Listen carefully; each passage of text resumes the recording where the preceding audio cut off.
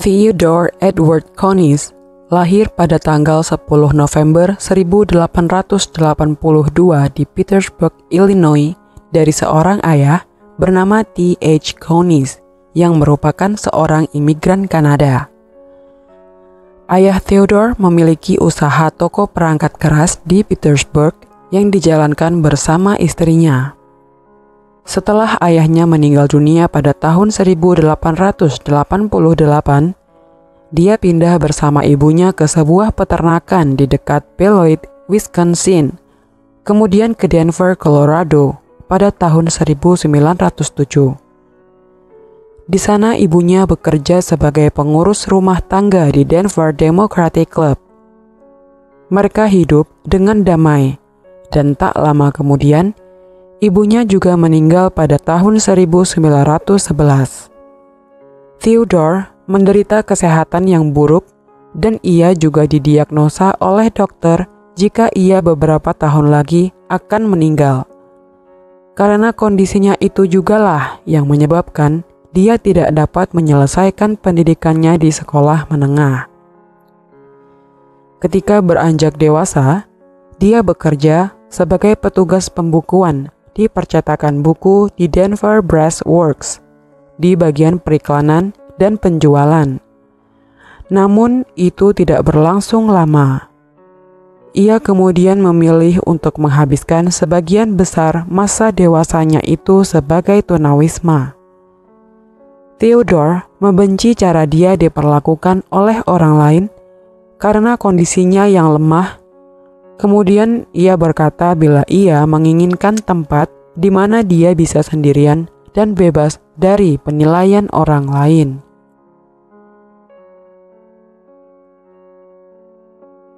Pada bulan September 1941, Theodore Edward Connis yang saat itu berusia 59 tahun pergi ke rumah seorang teman lamanya, Philip Peters, yang sudah berusia 73 tahun untuk meminta bantuan keuangan karena ia mengalami masa-masa sulit dan kehilangan rumahnya. Philip Peters adalah seorang pensiunan Denver and Rio Grande Western Railroad dan tinggal di rumahnya di West Moncrief Place, Colorado, selama lebih dari 3 dekade. Dia menikah dengan Helen dan memiliki 2 anak yang sudah dewasa, salah satunya tinggal di Grand Junction. Philip bukan hanya mantan karyawan kereta api, tetapi dia juga seorang musisi dan anggota Denver Guitar Club, di mana dia dan istrinya kadang-kadang memberikan pelajaran gitar dan mandolin. Melalui klub gitar Denver itulah Philip pertama kali bertemu dengan Theodore. Mereka telah berteman baik bertahun-tahun sebelumnya, dan Theodore sering datang ke rumah Philip untuk bermain di klub musik. Ketika Theodore sampai di sana, ternyata rumah itu kosong. Philip sedang pergi mengunjungi istrinya, Helen, di rumah sakit Saint Anthony setelah pinggulnya patah karena terjatuh. Itu dia lakukan setiap hari sejak kecelakaan istrinya itu. Meski begitu, Theodore memutuskan untuk tetap masuk ke dalam rumah dan saat sedang membongkar isi rumah, dia menemukan pintu kecil yang mengarah ke sebuah ruangan loteng yang sempit. Theodore memiliki fisik yang agak kecil, jadi dia berhasil masuk ke dalam loteng dan memutuskan untuk tinggal di rumah tersebut tanpa sepengetahuan Philip. Seperti yang kemudian ia katakan, "Saya pikir loteng ini akan menjadi tempat berlindung saya selama musim dingin yang akan datang."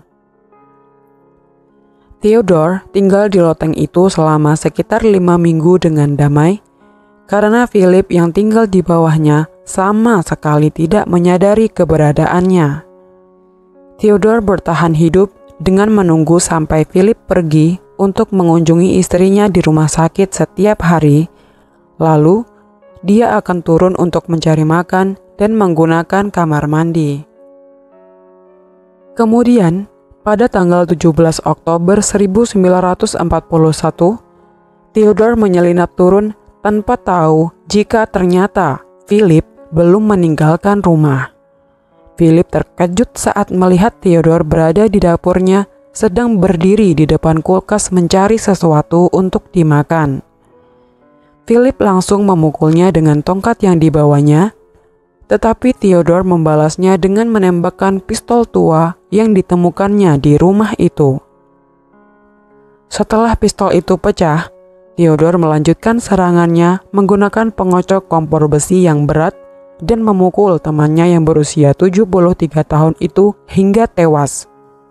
Theodore kemudian kembali ke lubang loteng. Sudah bertahun-tahun sejak terakhir kali mereka bertemu, jadi Philip tidak mengenali teman lamanya itu. Theodore kemudian berkomentar, "Philip tidak mengenaliku. Sepertinya aku telah banyak berubah dalam 30 tahun ini."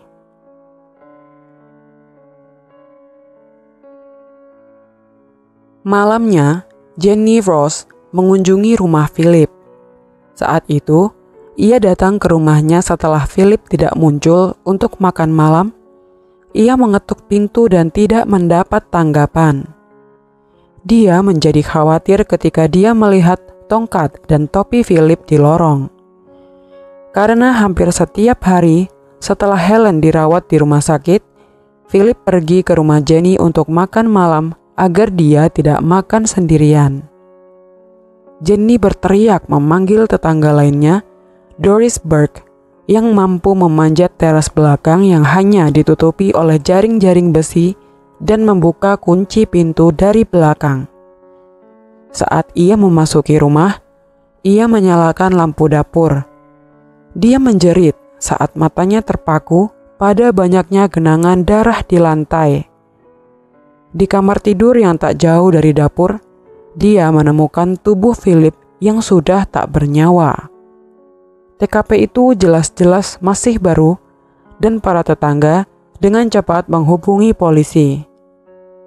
Hanya dalam beberapa menit, polisi tiba di rumah Peters. Setelah memasuki rumah, mereka dapat memastikan bahwa telah terjadi pertikaian yang hebat.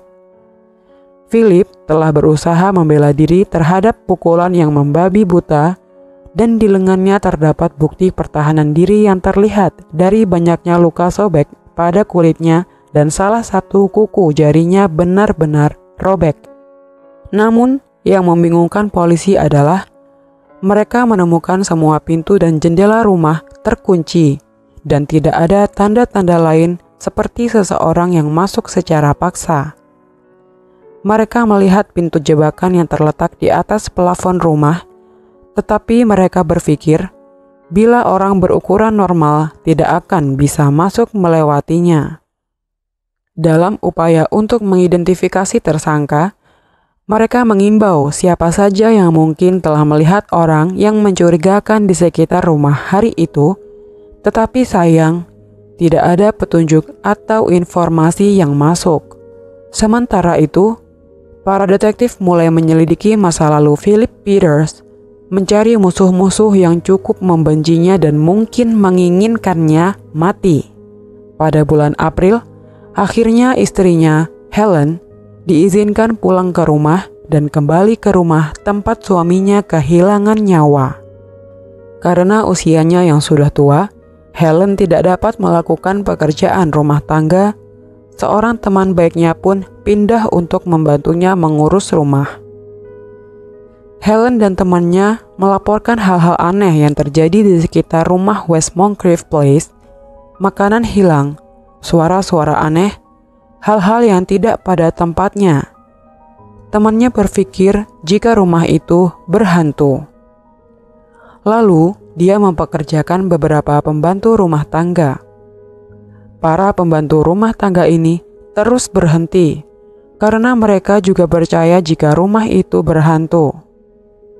Salah satu pembantu rumah tangganya, Harry Johnson, menjadi sangat takut dengan apa yang dia yakini sebagai kekuatan tak terlihat, sehingga dia melarikan diri dari rumah dengan ketakutan. Dia berkomentar bahwa dia tidak akan tinggal di rumah berhantu itu lagi.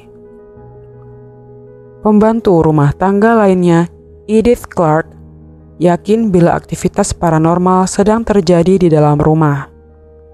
Dia ingat bagaimana pada suatu kesempatan dia melihat tangan putih datang di sekitaran salah satu pintu yang terbuka. Dia berteriak dan kemudian mendengar suara langkah kaki yang seperti berlari. Reputasi rumah itu menjadi sangat buruk dan setelah beberapa waktu, Helen Peters tidak bisa mendapatkan bantuan. Dia memutuskan untuk pindah dengan putranya yang tinggal di Grand Junction, Colorado, meninggalkan rumah itu kosong begitu saja tanpa tahu Theodore masih diam-diam tinggal di lotengnya. Rumah itu dengan cepat mendapatkan julukan sebagai rumah berhantu. Bagaimanapun juga, itu adalah tempat pembunuhan brutal yang belum terpecahkan dan para tetangga menjadi terlalu takut untuk berjalan melewati rumah itu.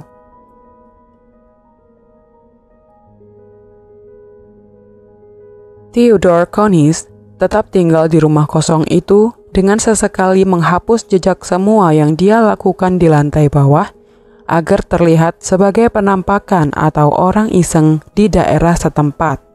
Polisi mencatat laporan bahwa posisi tirai telah berubah dan keluhan bahwa langkah kaki bisa terdengar datang dari dalam rumah yang seharusnya kosong. Beberapa bahkan melaporkan mendengar suara-suara yang datang dari dalam rumah dan lampu menyala kemudian mati.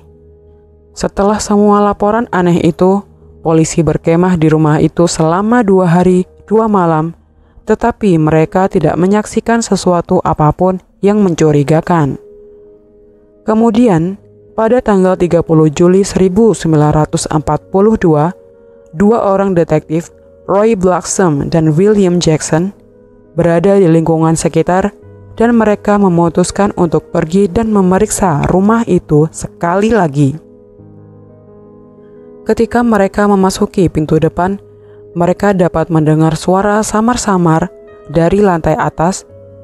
Mereka mengatakan bahwa itu terdengar seolah-olah seseorang telah memutar kunci. Mereka langsung berlari menaiki tangga ke lantai atas. Lalu mereka melihat kaki Theodore saat dia melewati pintu jebakan untuk kembali ke loteng dan menariknya. Tapi dia berhasil masuk. Pada titik ini, dia telah tinggal di loteng yang sempit selama 9 bulan. Kedua detektif itu memerintahkan Theodore untuk keluar dari loteng. Tapi ketika Theodore turun, mereka terkejut betapa pucat dan lemahnya dia. Pakaiannya kotor dan compang-camping. Meskipun dia berdiri hampir 6 kaki, berat badannya hanya 34 kg. Menurut polisi yang telah menyelidiki pembunuhan Philip Peters, mereka tidak pernah menggeledah loteng karena mereka percaya bahwa pintu masuknya terlalu kecil untuk dipanjat oleh siapapun. Pintu masuk loteng hanya selebar 8 inci dengan panjang 15 inci dan loteng yang sebenarnya memiliki tinggi 27 inci dengan lebar 57 inci. Loteng itu juga kotor, dengan kaleng-kaleng kotoran manusia berjejer di setiap dindingnya. Theodore ditangkap dan dibawa menuju kantor polisi. Saat diinterogasi, Theodore pertama-tama menyangkal bahwa dia telah membunuh Philip. Tetapi akhirnya dia mengakui perbuatan jahatnya itu.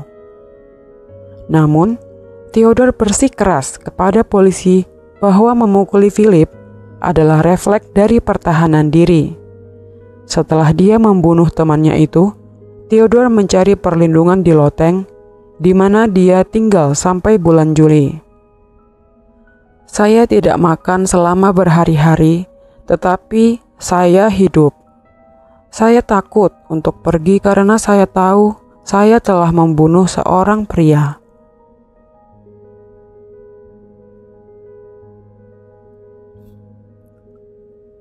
Polisi Denver mengirim petugas terkecil mereka ke loteng yang sempit tempat Theodore membuat sarangnya. Dia telah mengumpulkan kotorannya dan tidak mandi selama tinggal di loteng. Dan bau busuk akhirnya membuat petugas itu muntah. Setelah pulih dari kehilangan nafsu untuk makan siangnya, petugas Fred Zernow berkata tentang kondisi loteng itu. "Jika itu manusia, kurasa tidak ada yang sanggup. Kita harus menjadi laba-laba untuk bertahan lama di atas sana."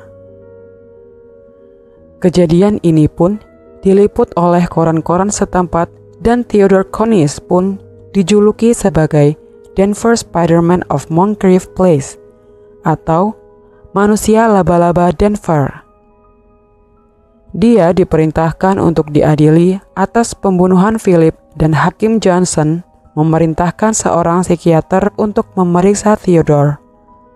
Itu dilakukan agar bisa menentukan apakah dia layak untuk diadili. Lalu psikiater menemukan jika dia waras secara hukum.